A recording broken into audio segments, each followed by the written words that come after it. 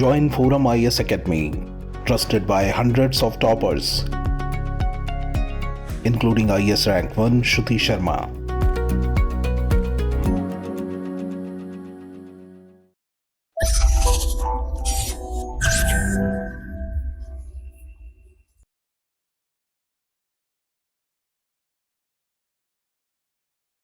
Hi, my name is Krishnan. Today I'll be doing the Hindu news analysis. These are the 5 articles that we'll be seeing today. Let us directly go into the topic. So the first topic is about child rights. So recently what the Supreme Court has said is right to privacy will now include the right to protect a child against giving his or her DNA. So DNA is a very personal thing, right? So now they have the Supreme Court bench has added this into right to privacy. So now this becomes a fundamental right. So a child can or cannot, I mean mostly they can refuse to give their DNA test, citing right to privacy. So let us first of all see why this happened. So why was it in news? Because a man filed a petition saying that the second born is not his. So he wanted DNA test to uh, to to prove whether the child is his or not. So that is how the case started. But let us see what are the rights that we have with regard to children. We'll see both national and international thing. So in 1959, United Nations General Assembly Declaration of the Rights of the Child, what they are telling, mankind owes to the child the best it can give, because childhood is the best phase of life, right? Whatever we are as adults, all that is acquired when we are children itself. And next thing is why we must protect children, because they are innocent and vulnerable. They'll not even know that they've been wronged. If crimes are done against adult women, at least they'll know someone has wronged us, someone has assaulted us, we should go and complain. But children will not know that also. So they are very innocent and vulnerable. So they must be protected at any cost. And next thing is they are abused by the people they trust. So mostly we know, right, more than 90% of the cases, children are abused by someone that they know, their close relative, blood relatives and things like that. So that is there. So, but what has happened over the years, there are some, improvements with regard to how children are taken care of. Now we cannot easily kidnap children because there is registration of births. They have legal identity now. Healthcare has improved, so we can even if children have any serious diseases, we can save them. So now we'll see what has happened in the case. So the judges are giving the child something called as right against mechanical subjugation of DNA test. So the child now the child can now say no to DNA test. Why? Because DNA is the very essence of a person. It shows it goes into the very heart of who the child is, who he or she is. So it is a very intimate personal information. So the court says this is a part of the fundamental right of the child. So they are including it under fundamental right of privacy for the child. So this is why this news gets a lot of traction these days. And now what the court is telling is to prove the legitimacy, whether the child is born for this person or that person, that and all you do not bring it into the court of law. That and all you don't bring it to court. That is what they are trying to tell. In a court of law, you don't try to tell if the child is born in a right way or a wrong way. That and all you don't bring in a court of law. This is very, it is a very bitter pill for the child to swallow if you do all these things in the court. Next, what the court is observing, they are telling, stop regarding children as objects, materials. No, they are not. They are beings with emotions and sentiments. Don't hurt them. Don't bring them to the court. And just because spouses are having problem, do not make the child to go through hardships. And what the Supreme Court is next is telling, DNA test only has lost the resort, and that too it cannot be used for divorce proceedings. So to prove if one partner is cheating or not, to prove infidelity, you don't bring all these DNA tests like that, they are telling. So they are telling DNA test cannot be used for divorce proceedings. So this is also very important. So we'll see another international convention, 1989 United Nations Convention on the Rights of the Child. What they're telling, you should give children special care and assistance. So they're telling that this is how a child should be raised. But see, India ratified this convention in 1992, and what they are supposed to follow, every child has every right. So this is very important. Every child has every right. United Nations Convention on the Rights of Child. But what is happening in India? These things are not being taken care of.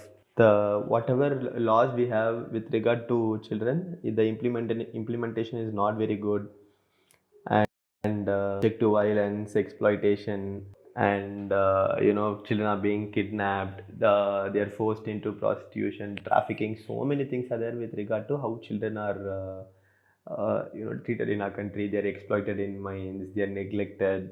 So finally, what the editorial is telling is, children should be the center of every aspect of social behavior.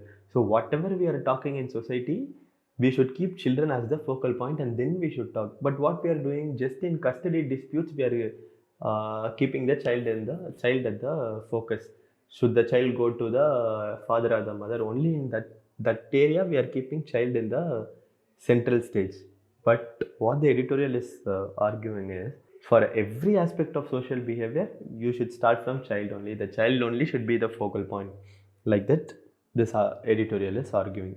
So I hope you understood this. So this is a very important, this might come as a prelims question. So keep this in mind. DNA test, right against DNA test is a fundamental right, because it now comes under fundamental right to privacy.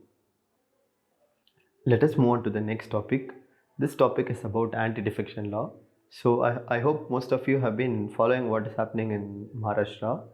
So let us not go into the politics of it, but what we should know is what is happening with regard to defection and other legal and constitutional provisions surrounding it. So let us see this topic. So why is this in news? Because a five-judge bench of the Supreme Court. So a five-judge bench of the Supreme Court of India is presently hearing this case. So right, about the Maharashtra Vikas Agadi. So that case is going on. So recently it was heard by an interim bench. Now a five-judge bench is going to hear it. So this is called the Maharashtra political controversy case. So this case is regarding the anti-defection law. So how was the anti-defection law introduced? It was introduced through the 10th schedule. Why was it introduced? It was introduced to check the floor crossing. What is floor crossing? Floor crossing is the line. So here opposition parties are here ruling party. So people crossing either side. This is called floor crossing. So one person from this camp going to the other camp, and vice versa. So why did they do floor crossing? Because they were lured by money, ministerial breaths, and sometimes they were threatened also. So MLS will get frightened and they'll join the other camp. So what does this 10th schedule say? It says if anyone goes against the party whip, who is the party whip? So the party will appoint a person called whip. So whatever he says, all the MLAs or MP should follow him. So that is called party whip. So if anybody goes against what he is telling, that if anybody is voting against what the whip is asking them to vote, they'll be disqualified. So this is what 10th schedule, that is the anti-defection law, is about. But what happened, however, this has weakened the intra-party dissent. That is, let's say the party is taking a stand and I as an individual MP or an MLA does not accept what they are saying. So I can show my dissent, right? But because of 10th schedule, I am not able to do this, because if I show my dissent, I will be disqualified. So this is what defection is about. But what has happened, see, when was this enacted? It is the 52nd Amendment Act. It was enacted in 1985. So, but since 1985, how many governments have been toppled?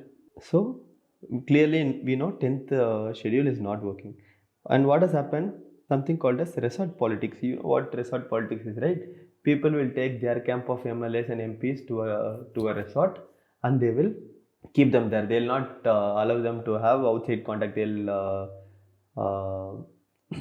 confiscate their phones, mobile phones. They'll not be allowed to. MPs and MLAs will not be allowed to talk to members from the other camp and things like that. So this is resort politics. So what is the anti-defection law? 52nd Amendment of 1985. You should know this.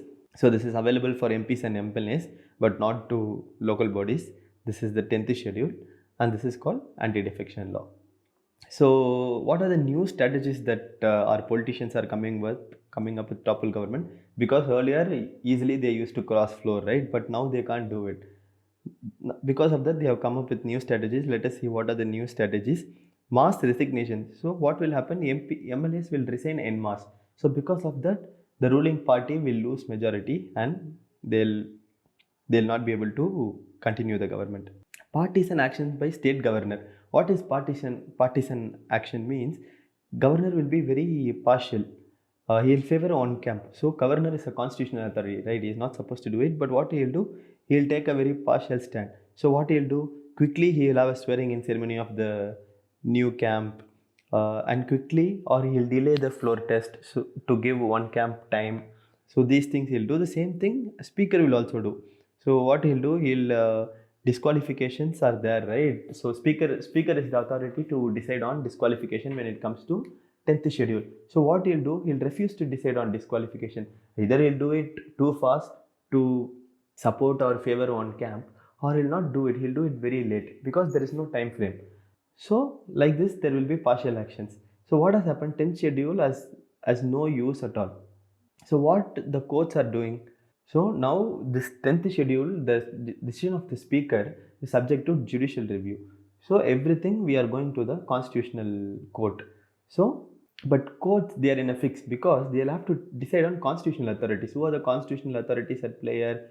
Governors are there, speakers are there. So they'll have to deal with these people. So governor speaker may be at fault, but if the courts keep on criticizing them, what will happen? Jurisdiction overreach, because they are going too much in depth into legislative aspect. So courts are also constrained because they cannot stretch their arms too much. But what the courts they have not risen up to the occasion. Why we are telling this is because all defection cases go to Supreme Court, right? And they keep giving landmark judgments. But what is happening after this defection case happens? Another defection is happening, another toppling. Each year something like this is happening. So toppling of government, it keeps continuing. Why? Because there are certain loopholes in the judgment that the courts are giving. Just like how there are loopholes in the constitution, how there are loopholes in the law, there are loopholes in the judgments that the court is giving. For example, let us take Maharashtra example. What happened? Deputy Speaker of the Maharashtra Assembly, what he did, he disqualified certain rebel MLAs. But what Supreme Court interim bench did is, they stayed the order of the Supreme Court. They stayed the order of the Maharashtra Deputy Speaker. So what happened? Their disqualification did not work. So they came to vote and they voted against the ruling party and they brought down the government. So since the Supreme Court order was interim order, it had no reason to give why this verdict was given. So see what has happened. Supreme Court did something inadvertently, and this led to the falling of the government. So the Supreme Court should have thought better. So this is what the author is trying to say, that the courts have not risen up to the occasion. So what is being done now? Now we have a five bench judges. So now they are going to revisit the judgment of the interim bench. What judgment they gave, now they are going to be revisited. So again we are telling this verdict will have a huge impact. So again the verdict will have a huge impact. Why is this we are telling huge impact? Because court's judgment will be counterweight to political power. Politicians, they are doing whatever they want, whichever government they want to topple, they are toppling. So this judgment will prove to be a deterrent. So, and will infuse a dose of constitutionalism. That is, you cannot do it as per your wish. Whatever is there in the constitution is supreme. So whatever is there in the constitution, you will have to follow. Like that, it will send a strong message. So finally, what we are telling, no government should be toppled just because MLAs are threatened or they are given ministerial powers, they are induced. So this judgment should make sure these things are not happening. So this is what the author is trying to tell. Let us move on to the next topic. This topic is about how the data that we get with regards to research and development is not a complete picture. It's inadequate and it is not capturing everything. This is what the author is trying to tell. We'll get into the details of it. Excuse. So these are all very important data. So if you want, you can write it somewhere. Write it in your notes. So what is India's R&D expenditure compared to the GDP, it is 0.7%. This is very low when compared with other major economies, and the world average itself is 1.8. So R&D, world is spending 1.8%, but India is spending only 0.7%. Next thing, this also you should remember, corporate sector around the world is contributing around 2.3% to R&D. That is only one third others are doing, like government, so on and so forth. But in India, corporate sector is doing only 37%. So, but this seems to be very fudgy data, right? So, what the author is telling, this does not provide a fair picture. This data does not give you a complete picture of how R&D is done in India. So, first we get data from National Science Foundation. What it is saying, US-based MNC spent 9.5 billion on R&D in India in 2018, and the next year it increased to 9.8 billion. So of course R&D spending has increased. And next, what we are seeing, research and development statistics, we are getting 60.9 billion R&D spending in 2017-18 by foreign MNCs alone. So this is only 10% of what US-based MNCs are giving. So this are not paints a good picture only, right? But what are the issues? So who's compiling GRD data in India? What is GRD? Gross expenditure on research and development. Who is calculating it? It is NSTMIS, that is the National Science and Technology Management Information System. So they are calculating the GERT statistics. They are under the Department of Science and Technology. So what they are telling is, we are able to collect, it is easier to collect data from government sector, higher education sector, public sector. But when it comes to private corporate sector, not just private sector, private corporate sector, here we are having a problem, because there are a lot of nitty-gritties and nuances, because of which we are not able to get proper data. So this is what they're telling. So R&D estimates are grossly inadequate, because this private corporate sector, how much they are spending, that we are not able to tell at all. So there are actually two agencies that collect GRD data. One is NSTMIS, which is a government agency, and the other one is there, that is PROVES database. So PROVES database. So these two people are collecting the data. So keep that in mind. So why they are not able to get the private corporate sector data is, there are firms, there are a lot of firms, right? So some firms do not find government incentives attractive. So they'll not come to the government to get money. So only if you get the money, they'll give information about what they are doing, where they are developing, and things like that, right? So if they are not getting any incentives from the government, why should they tell what they are doing, what their inventions, what their patents are? So that is one thing. And if they have any critical, if they are working on any critical technology also, they'll feel if they tell what they're doing, all the intellectual stuff might get stolen or plagiarized and things like that. So these people are not telling the government about their R&D activities. Next thing is R&D in service sector.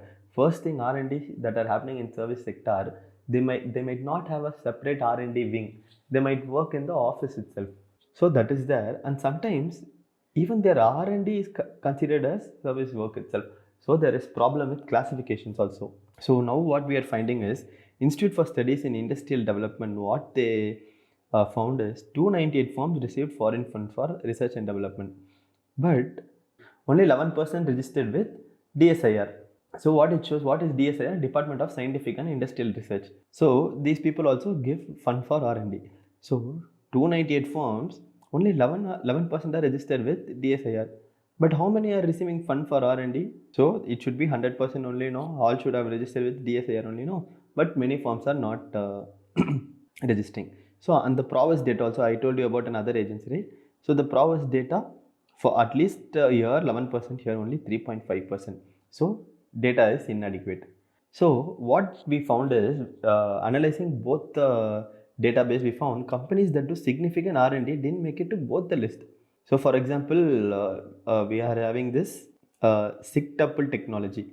So they have 19 patents they have got in 2021. So what they are specializing in, artificial intelligence in the health sector. So they are working in that field. 19 patents they have got, but they did not make it to both the list. So what we are coming to a conclusion is, most firms are not disclosing their R&D spending. Even if they have patent rights. So, for example, let's say a company has branches in both US and India. So in US, they'll tell because of US laws, they'll tell we spend these things on R&D and all those things. But in India, they're not feeling the need to tell where we spend, what is happening, and things like that. So the ultimate problem is firms are not disclosing how much they are spending for this patent, or what are the works that they are doing with regard to this R&D development. So what the author is telling, he's giving you a way forward. So he's saying short term, this NST, MIS should take data. So patent granted data, they should take from both US and India and see what are the companies doing what, how much they are spending to R&D. So this is the short term. And what is the other short term thing that they're telling? There are a lot of R&D registered enterprises, right? From there also, like as usual, you get data. So long term, what they are telling, MCA make R&D disclosures mandatory for corporate sectors that they can do. So to ensure compliance, use technology. For example, like when we file ITR, various sections are interlinked, right? So we can do something like that for private corporate sector. So additionally, what else they are telling? Proper disclosure of information to agencies. This is very important. Like you cannot lie or cheat agencies, right? So that they should do. And if there's something called ESG ranking, right? I hope you know about ESG ranking. So it is the environmental, social, and governance ranking. So enterprises are ranked according to this ESG ranking method. So what they are telling, this R&D spending, you add it for giving their ESG ranking, so that they'll tell their proper R&D spending. So this is what the author is telling. I hope you understood. So finally, what he's trying to tell is, we are actually spending a lot on R&D. That is, the private sector is actually spending a lot on R&D, much more than actually what we think they are spending. But they are not giving us proper data. Because of that only, we are not able to get the actual picture. This is what he's trying to tell. Let us move on to the next article. So, new RTI reply has given this information that 60% of India's voters have linked their voter ID to Aadhaar card. So this is what we are going to see. So over 60% of India's 94.5 crore voters have linked their Aadhaar to their voter IDs. So why they are doing this, we'll see that. So which means the total number of voters who have linked their Aadhaar is around 56 crores. So right now this much people have linked their voter IDs and Aadhaar. So Tripura has the highest Aadhaar linking rate, that is 92%. You have Lakshadweep and Madhya Pradesh also. Lakshadweep is at the second place and Madhya Pradesh is at the third spot. So, but if you're not giving your Aadhaar, other documents are also accepted, like PAN, driving license, passport, things like that. Those are accepted, but you should give a written declaration that I do not have Aadhaar, I have not taken Aadhaar. That's an extra process. So people are generally using Aadhaar. So what happened? The Election Laws Amendment Act 2021, it allowed Aadhaar to be linked with voter ID because it was a deduplication drive. Because one person might be having 2-3 voter IDs. That is, in 2-3 constituencies, he might have registered and he might have got 2-3 voter IDs. So what the Election Commission decided is they are going to remove all this duplication of names. So if Aadhaar is linked, they might know how many person has 2-3 cards. So like that, they might eliminate the redundant ones. So that is why they did this. So but one thing is, in southern states, Aadhaar voter ID linkage is not very high. We do not know why. So you can see here, right, Tamil Nadu, Karnataka and all. But it is above the national average only. In southern states, it is above the national average, but they are very low. But the lowest Aadhaar linkage is in Gujarat. It is only 31.5%. So it is that low. This you might use it in mains exam. You can use it as a example of how Aadhaar is very useful, because using Aadhaar we are able to deduplicate electoral rolls. So that you can write. So we have come to the last article for the day. So globally there are certain economic problems, geopolitical problems, things like those are going on. But in India we are very optimistic about growth. Why? Because consumer demand is going to be there. This is what all the surveys and all those things are telling. Consumer demand is going to be there, and this will keep increasing the economic growth. This is what they are trying to tell. So why this thing is in use? Because government is optimistic about growth because consumer demand is going to be strong. This demand itself will push the economy forward. This is what they feel about the economy. So, and what this recent economic income tax revision, what happened? If you're above 7 lakhs only, you'll have to pay tax. No, less than 7 lakh, no need to pay tax. So this will put more money in people's hand. And what will happen? Because of that, economic growth will be there. So keep in mind, people having more money because they're not paying tax. So there will be more demand. More demand means more consumption, and this will improve the economic growth. So Finance Ministry is expecting 7% growth in 2022-23.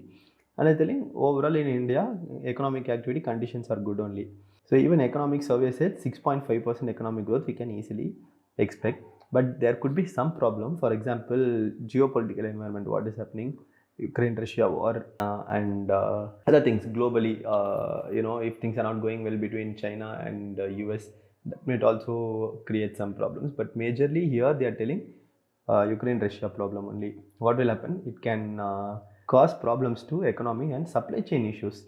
So this we saw during COVID itself, right? Supply chain issue was there. So because of war also there could be supply chain logistics issue. Next thing is very important.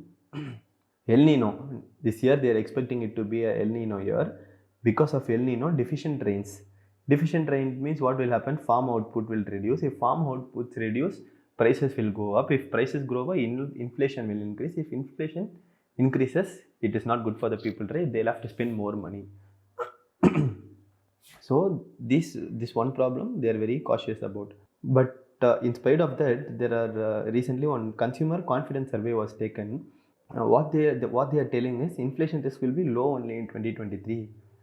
So even what they're telling in the second half of 2023 also, headline inflation will be going down only. What is headline inflation? If we include food and fuel, that is headline inflation. If you remove food and fuel, that is core inflation.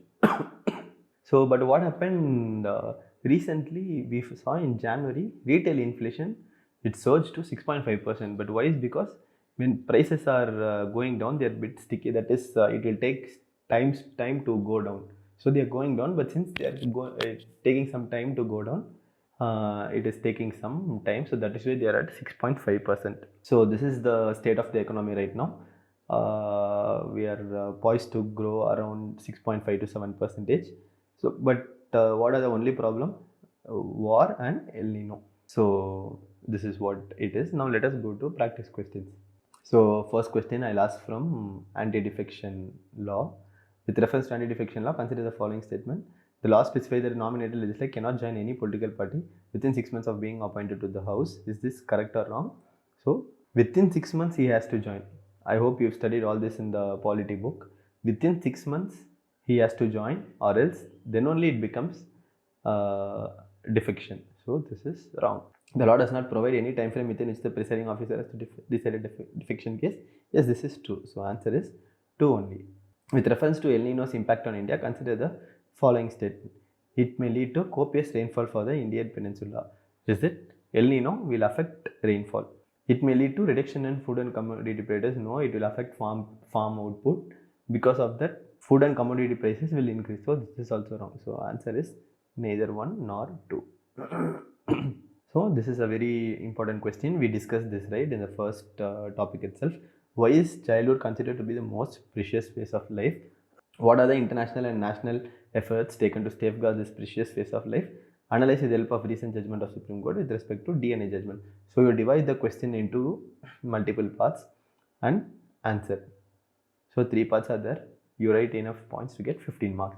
So why is childhood the most precious phase of life? Because this is where intellectual development, physical development, mental development is there.